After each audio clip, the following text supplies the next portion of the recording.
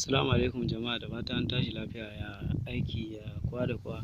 Har yau ma dai gashi wani sirri ne zan bayar.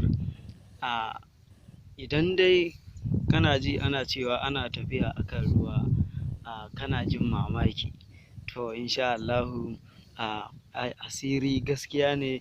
Duk wanda ya ce babu asiri ko babu roƙon Allah, to kawai ya ce babu Allah ne.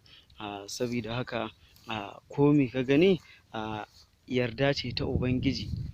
Kawai ka sa a ranka wannan abu gaskiya ne, kada ka yi kokanto, kada kuma ka yi ji wani shakku a zuciyarka. Kawai ka sa a ranka komi insha Allahu. To in dai ka sa a ranka ka cire wani kokanto da shakku a cikin zuciyarka, to shikenan ba ka da wata matsala. Insha Allahu wannan ita ce lambata da zan bayar, 07036070509. Direct ka taɓa subscribe sai ka biya.